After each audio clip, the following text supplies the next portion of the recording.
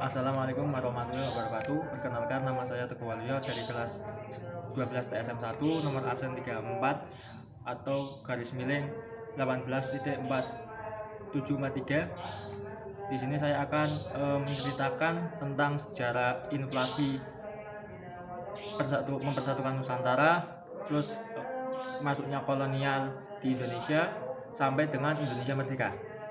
Pertama, langsung saja ke inflasi Majapahit pada masa mempersatukan Nusantara. Kejadian ini terjadi pada masa Patih Gajah Mada. Gajah Mada adalah seorang panglima perang dan tokoh yang sangat berpengaruh pada zaman kerajaan Majapahit. Gajah Mada terkenal dengan sumpahnya, yaitu Sumpah Palapa.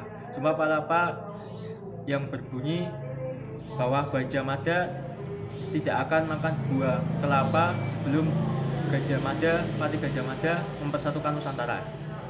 Walaupun ada sejumlah pendapat yang meragukan sumpahnya, Gajah Mada memang hampir berhasil menaklukkan Nusantara, dibantu oleh Laksamana Nala.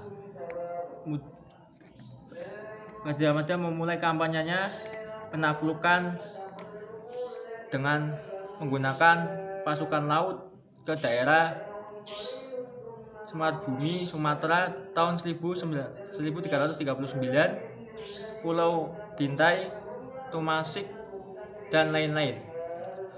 Pada zaman pemerintahan Prabu Hayam Wuruk 1350 sampai 1389 yang menggantikan Rajati Buwana Tunggadewi, Gajah Mada melakukan penaklukan ke wilayah timur sampai tahun 1357 seperti Logai, Gurun, Sukun, Taliwang, Gunung Sapi, Seram, Lawu, Wanin, Timur, dan Dowo. Kemudian masuk ke masa kolonial Eropa di Indonesia. Sejak datangnya Eropa, Indonesia merasa terancam, merasa menderita. Di masa itu Indonesia pernah mengalami kerja paksa dan lain sebagainya. Masa itu dimulai pada saat datangnya bangsa Portugis dan Spanyol. Portugis dan Spanyol adalah dua negara yang paling terkenal dampak dari jatuhnya Konstantinopel dengan mengalami kejatuhan ekonomi pada tahun 1511. Alfonso de Albuquerque dan armadanya berhasil menguasai Malaka, lalu menguasai Ternate pada tahun 1512. Ketika itu Spanyol ternyata telah melakukan persekutuan dengan kerajaan Tidore yang membuat Portugis dan Spanyol bersengketa.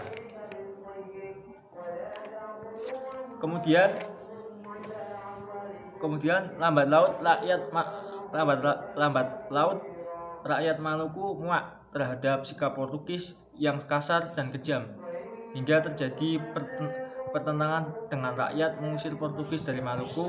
Selama masa singkat zaman penjajahan Portugis di Indonesia, ada peninggalan berupa penyebaran agama Katolik di Ambon, juga meriam yang bernama Nyai Tommy di Solo, Si Janggut di Jakarta, Ki Amuk di Banten yang dianggap keramat. Sedangkan Spanyol tidak meninggalkan pengaruh yang terlalu signifikan karena masa ditinggal di Indonesia lebih singkat lagi daripada Portugis. Dengan demikian, berakhirnya masa kolonial Eropa di Indonesia dan bangsa Portugis dan Spanyol.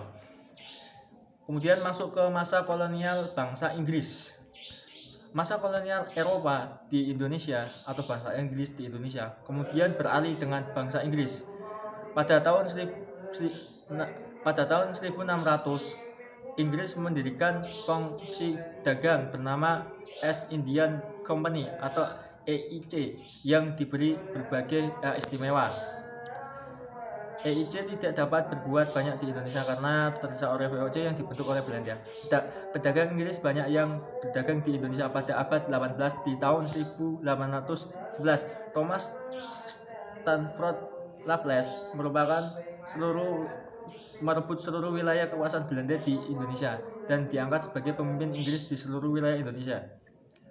Walaupun masih dalam status sebagai bangsa terjajah, secara umum bisa dikatakan bahwa kondisi rakyat Indonesia pada saat itu lebih baik ketika berada di bawah pimpinan Raffles. Sayangnya ketika Raffles menyelesaikan tugasnya dan kembali ke Inggris, penjajah Belanda kembali menguasai Indonesia. Raffles juga termasuk penemu bunga Rafflesia arnoldii. Kemudian masuk ke masa kolonial bangsa Belanda.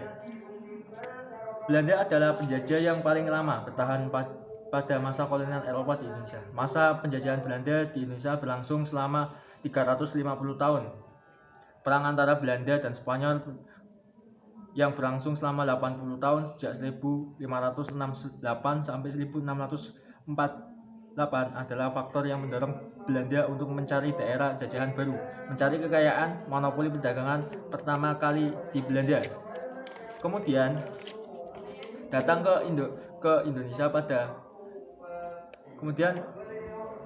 Indonesia pada tahun 1596 dipimpin Cornel de Houtman mendarat di pelabuhan Banten. Namun penduduk pesisir Banten mengusir Belanda karena sikap mereka yang kasar dan sombong. Pada tahun 1598 Belanda dipimpin oleh Van Net dan Van Hemker kembali datang dan mereka diterima dengan baik oleh penduduk Banten. Kemudian dengan dipimpin Jacob van Heck, Belanda kembali datang pada tahun 1599 di Maluku, dan pada tanggal 20 Maret 1602 Belanda mendirikan VOC, Verenigde Oost-Indische Company, yaitu sebuah kongsi dagang milik Belanda yang bertujuan untuk menghilangkan persaingan yang membuat para pedagang Belanda mengalami kerugian. 2. Menyatukan tenaga untuk menghadapi adanya persaingan dengan Portugis dan juga pedagang lainnya di Indonesia, mencari keuntungan yang besar-besarnya untuk dapat membiayai perang melawan Spanyol. Kemudian VOC menetapkan aturan paksa berupa monopoli perdagangan, mewajibkan bayar pajak dengan hasil bumi, memaksa penjualan hasil bumi hanya kepada VOC. Kepala daerah yang telah menandatangani perjanjian dengan VOC wajib menyerahkan upeti berupa hasil bumi, wajib menanam kopi di wilayah Periangan, wajib mendayung perahu VOC di perairan Maluku, tanam paksa, menebang tanaman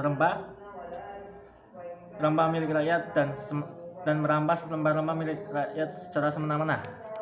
Juga melakukan kerja roti pembuatan jalan pada masa pemerintahan Dendles.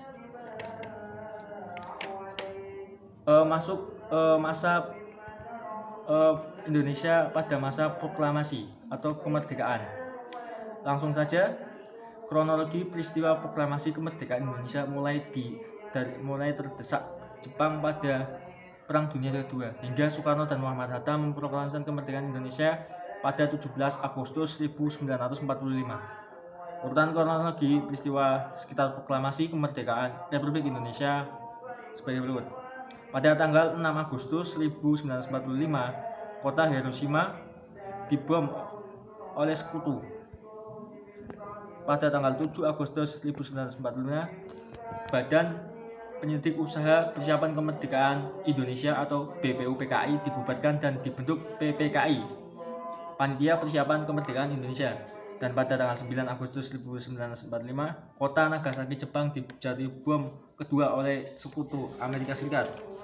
9 Agustus 1945, Jenderal Taruchi memanggil Soekarno, Muhammad Hatta, dan Rajiman Widyodiningrat selaku Ketua BPUPKI ke Dalat Saigon, Vietnam. Kemudian pada tanggal 12 Agustus 1945, Soekarno, Muhammad Hatta, dan Rajiman Widyodiningrat ke Dalat bertemu Marsekal Laksamana Tarochi yang menegaskan Jepang akan menyerahkan kemerdekaan kepada bangsa Indonesia. Dan pada tanggal 14 Agustus 1945, Soekarno, Muhammad Hatta, Rajiman Widyodiningrat kembali ke Indonesia. Sultan Syahrir mendesak Soekarno dan Muhammad Hatta untuk memproklamasikan kemerdekaan Indonesia. Pada tanggal 15 Agustus 1945, Jepang menyerah tanpa syarat ke sekutu dan terjadi kekosongan kekuasaan atau yang dinamakan vacuum of power di Indonesia. Tanggal 15 masih sama, tanggal 15 golongan muda mendesak Soekarno segera memproklamasikan kemerdekaan paling lambat 16 Agustus 1945. Soekarno menolak karena ingin meminta pendapat para anggota PPKI. Di sini awal mula peristiwa Rengas Dengklok yang terjadi penculikan terhadap Soekarno, Muhammad Hatta dan yang dilakukan oleh para golongan muda. Terus pada tanggal 16 Agustus 1945 dini hari, Soekarno dan Muhammad Hatta diculik oleh golongan muda ke Rengas Dengklok, Karawang dan dipaksa segera memproklamasikan kemerdekaan Indonesia melalui radio. 16 Agustus 1945 malam, Soekarno dan Muhammad Hatta kembali ke Jakarta. Di rumah Laksamana Tadasi Maeda, para tokoh nasional berkumpul untuk berunding tentang persiapan proklamasi kemerdekaan RI. 16 sampai 17 Agustus 1945 masih sama, malam hari hingga pagi, Soekarno dan Muhammad Hatta bersama golongan muda dan golongan tua membahas perumusan naskah proklamasi kemerdekaan Indonesia.